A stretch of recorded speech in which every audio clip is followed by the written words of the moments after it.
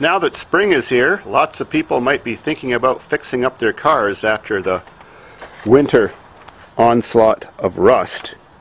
So this video is going to be about just preparing a paint surface on your car for repainting.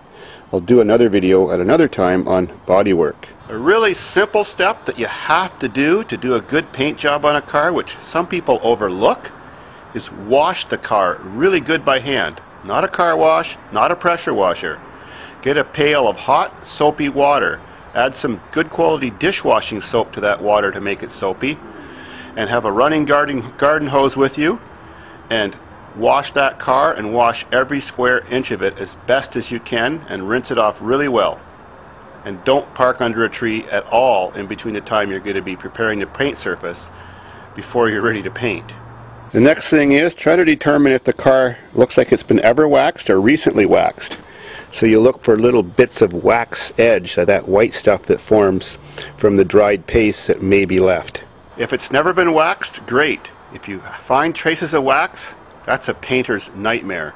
The last thing you'd want to do is sand the car without having that wax removed, because the sanding rubs into the crevices that the sandpaper makes.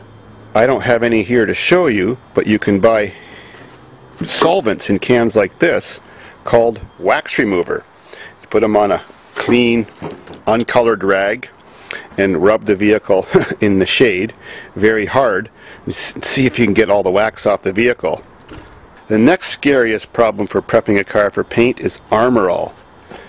People spray it on their dash. When it gets near this edge, some of it sometimes gets on the body, or they're even doing their door panel so it gets on the body. Armor All is really hard to get off your paint, and if you don't get it off, it causes the worst fisheye problem you've ever seen. And fisheyes is where the paint repels in little spots, like divots.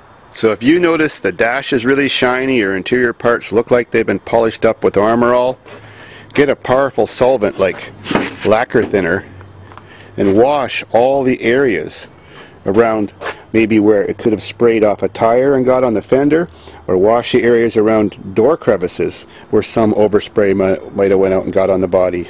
Because it's too late when you find out when you start painting and your paint just looks like a moon crater surface. If you've done any body work in preparation for your paint job and bare steel is exposed, it's best not just to throw an ordinary primer on bare steel. You should first put a primer like this on. It's a self-etching primer. It's your first type of primer. It sticks best to bare steel and helps prevent future corrosion. Your next type of primer could be a cheap one like this, which is just a lacquer-based primer. You just thin it out with this stuff. This comes nice and thick and goopy, so you add an equal amount of the thinner to it to make it sprayable. Or you can use the stuff which is pretty similar that comes in an aerosol can. Just because primer dries really quick, at least it seems that way so that the surface seems dry, it's always best to let it wait 1 or 2 days before you sand it, or park it in the sun. The disadvantage to lacquer-based air-dry primers is that they never stop shrinking. So if you've done body work and there's sanding scratches in your work or in the paint, well, this can fill it in, and when you sand it, it looks perfect and beautiful and perfectly smooth. But then after your paint is completely dry when your vehicle's done, and months later, you'll notice standing beside it in the sun, you can still see the scratches. That's because the primer has shrunk a little bit more. So it's not recommended for using this for high quality special jobs, but for average work it's just fine. Right, kitty? If you really want to do a good job, especially if you're doing a base coat clear coat job, you get the 2-part primer system. This stuff, you sometimes don't even have to add any reducer to it to thin it out. It comes pre-mixed. It's a high build type, so it fills in scratches really well and gives you leftover material to sand off. And you mix a hardener with it. You try to estimate how much you're going to use before you mix it, because once you've mixed the two together, it'll harden up in your gun in a couple of hours and clog your paint gun. That sucks. For ordinary sanding of paint, the best type of sandpaper is this gray stuff. It has sort of a rounder shaped grit, so it leaves less scratchy marks in your paint. And for just an average type of acrylic enamel paint job or something like that, you would just use like a number 320 grit. You can get this yellow stuff in a 320 grit too. It's also made for body work. It feels a little rougher even though it's the same number, but it's just a little bit scratchier. But sometimes it lasts longer and it allows the dust to fall out better. If you're doing a base coat, clear coat job like all modern cars have on it nowadays, you're going to want to use the same types of sandpaper I just showed you, but you're going to want to use sandpaper in the range of 400 to 500 grit. Base coat, clear coat jobs are very sensitive to tiny scratches showing through afterwards when you look at it at the right angle. Before you do any sanding along the bottom edge of your vehicle, it's always a good idea for at least a foot up to put some lacquer thinner on a clean rag, well, one that isn't colored either, and rub it good and hard all the way along so your paint job isn't contaminated with road tar and other things that you may have ran over, even dried worm guts. When sanding your car, of course, in these little spaces, you've got to do it all by hand. It's critical to make sure the sandpaper gets into the closest little edge. Any edge left unsanded, the paint won't stick properly in the future, and it starts to peel and look very unprofessional. You never, with a power sander, sand too much on corners because you don't want to break through the paint and see the primer and metal underneath. You have to be very careful. A cheap $25 electric orbital sander works fantastic. You can get the same type of thing in an air sander if you want, but they do require a lot of air. You can get sanders that have a round disc on them too, that spin around slowly or vibrate and spin around at the same time. They're very commonly used in body shops. It's also perfectly fine just to sand your car by hand. Can't go wrong that way. Just got to make sure it's evenly scratched up all over with no shiny spots.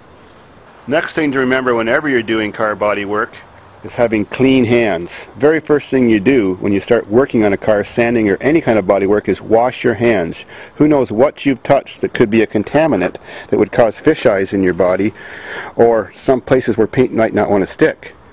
When you are in the painting process, always a bit of paint goes around the corners, even though that's not the part you're aiming to get at, so you don't want it peeling off there either in the future. So you do a little bit of sanding around the corners of all edges. Once you're done sanding your whole vehicle and it's just caked in dust, well, you get your air blower out and you just blow all the loose dust off first.